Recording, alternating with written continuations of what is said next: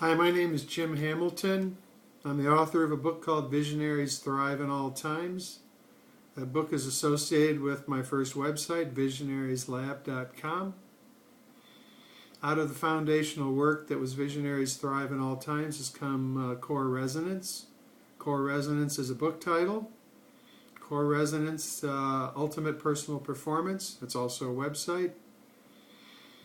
And this has become the work I'm doing, which is evolving personal consciousness with an understanding of the nature of our nervous system. Most people think of a nervous system as a means of discovering something that's too hot, or something that's too cold, or something that's sharp. Well, that's all true. And of course, the nervous system is also a manner of automated responses and means by which the body gets itself together and keeps the gallbladder being a gallbladder, etc., etc.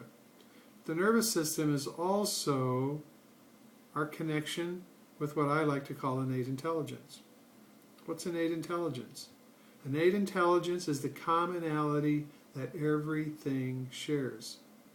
And what's underneath that commonality is a scale of order that is apparently far bigger than the mind can see, because the mind doesn't seem to pay any attention to it. But I assure you it's there. Ask any tree, ask a rock. Why in the world, over a period of evolution, has not everything merged into one thing? What is it that keeps poplars and aspens from being the same, that merging into becoming one tree? Are all trees turning into one tree? You ever thought about it? What is the scale of order that everything shares, such that we have the scale of beauty and harmony, excepting the man-made world, and order, everything from the tides, everything from the heartbeat, everything imaginable operates on a level of existence that is far beyond the human mind's comprehension. So it ignores it, and it runs on its own, and it's making a mess. Now, of course, this is all part of evolution. We're going to learn. Trial by error, out of contrast comes clarity, you name it. The humans are in a very interesting spot. We've just about used up everything we got. And we need to learn how to plug back into something that's true. We need to emulate nature. Nature takes its marching orders from something bigger than itself. All those millions of systems, trillions of systems, all in concert, all working with each other. We know all this, all of us. The question is, how do we get back in order where we can mesh with intelligence that allows us to have sense ourselves and contribute to making the world a better place? Now, my work, Core Resonance, is about quieting the brain and quieting the mind. Because if you don't know, the brain is on overload. All of them. Most all of us are on overload. In fact, a lot of us are tipping, about to tip over. Economy's got us, you name it.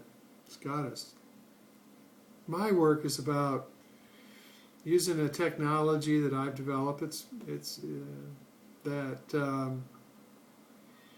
quiets the brain and the mind so that we can see evidence for our natural state of connection with Source. Source has always been there. I call it innate intelligence. Innate intelligence, to my mind, sits off our right shoulder, and but for the racket and noise and static and overload, it would be evident to us. My work is about making this state of connection evident so that we can learn how to rely on it, build on it. I call it a corridor, actually. We quiet the brain, we quiet the mind through proprietary neurofeedback and other disciplines. And in quieting the brain, the state of connection with innate intelligence becomes evident, and we build on it. And we learn how to build on it. As we become reliant on it, what happens is the brain starts to take its instructions from this natural state of connection that is home, actually. And as this state develops and grows, what happens is we start to relax. Because you probably don't know this, but a great deal of our reality creating is a product of resistance and reaction. We resist our environment, our circumstance, we react time and time and time again. Sometimes we can spend a whole lifetime living out a choice or a decision we made in reaction.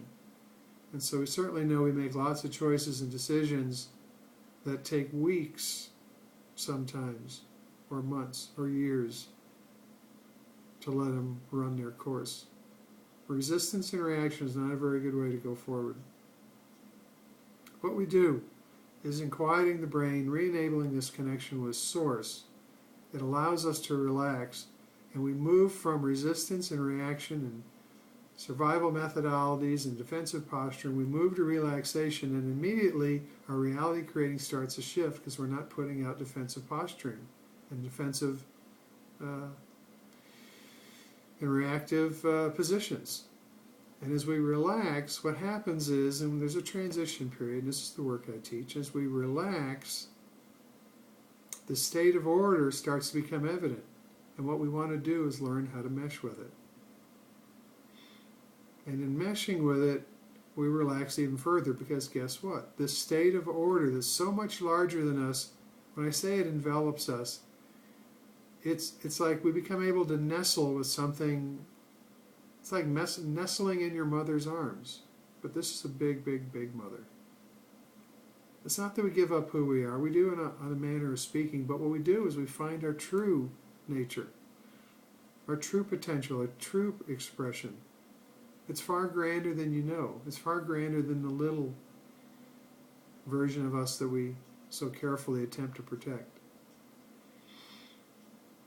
As we go through these protocols and these exercises and quiet the mind and quiet the brain, and the state of connection becomes evident, and this, what I call a corridor, starts to be built between you and innate intelligence. I always see it off the left side for some reason, always. There comes a point in resistance and reaction really slowing down to the point that innate guidance starts to become evident. Innate guidance actually takes over the processing of the world for you. See, we're trying to use the brain to process the world. The brain only processes about 2,000 bits of information at a time, while there are 400 billion bits plus available. All of it has potential, constantly shifting and changing and moving around. So tell me how a brain processing at the rate of 2,000 bits a second, or 2,000 bits at a time, could even remotely keep up with a scale of order. It can't.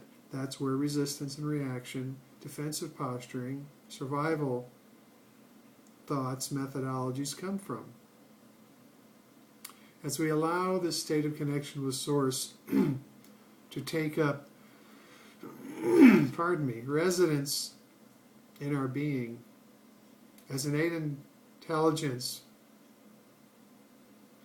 becomes our way of being, as innate guidance takes over the processing of the world for us. You see, you have to understand that innate guidance processes all 400 billion bits at the same time. See, that's what allows us to go forward. That's what takes care of the fear of the unknown, when you have this partnership with innate intelligence and innate guidance, such that the unknown is where everything is at. The unknown is where you want to embrace. Actually, unconditional love is a full meshing with the whole.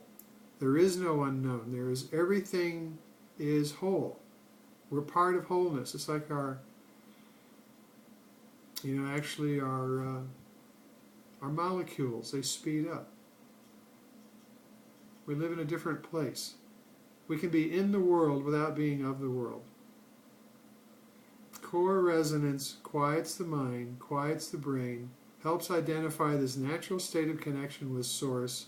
We start moving beyond the mind by relying on innate intelligence, for which at some point innate guidance shows up, handles the processing of the world for us, for which synchronicity, harmony, and order become very evident.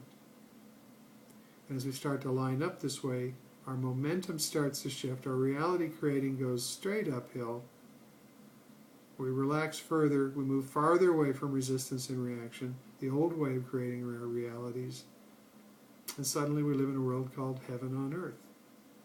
And even more interesting, we start to be influential with others.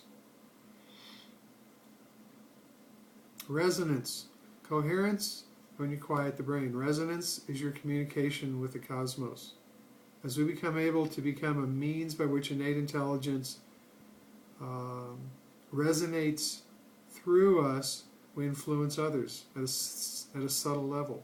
We don't have to say anything to them. All we have to do is carry the package. All we have to do is be who we are, who we truly are. And in being who we truly are, the cosmos expresses itself through us, and I will add, the cosmos delivers solutions. So, we clean up our nervous system such that innate intelligence can express through us into this dimension, and innate intelligence delivers solutions. So, how we're going to shift the world is to re-enable our connection with Source, just like everything out in nature already does. Take a model, a system that already works, emulate it, allow innate intelligence to express through us. I'm still here. I didn't disappear when innate intelligence became available to me and starts expressing through me. I'll tell you what, I'm quieter. I have a lot more peace. And I see the world in a different manner. There's one thing I'd like to add. Dr. David Hawkins' work, Power versus Force, I think his first book, or certainly the first in his series that most of us are familiar with. There's a map of consciousness is published in that book. What's interesting about that map is that on a scale of 0 to 1,000, below 200 are the states of fear, apathy, grief, anxiety, up through pride, anger, resentment, all that, jealousy. From 700 to 1,000 are the states of enlightenment. From 200 to 700 are the states that most of us find ourselves. And what's interesting is the break point on this map at 200 is labeled courage. So first off, it takes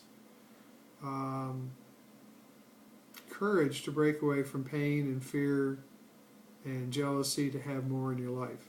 But what's interesting is as you bump yourself up this scale, you become exponentially more, well, the scale is exponential.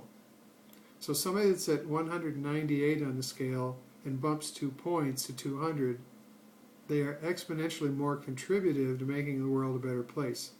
The better way to explain that is, one person at 700 on the scale, and those 700 is the beginning states of enlightenment, counterbalances over, well, let's say 70 million people below 200. One person at 600, I believe, counterbalances, I believe it is 9 million people below 200. My point is, as we bump ourselves up the scale, we contribute to making the world a better place by counteracting, I don't know if I want to call it negativity, and that's not really what happens. We become exponentially more contributive. It drowns out the noise of the negativity. You see? So we're not actually counteracting negativity, but we're coming in by cleaning up our nervous system and allowing innate intelligence to express through us. We bring so much more to the picture.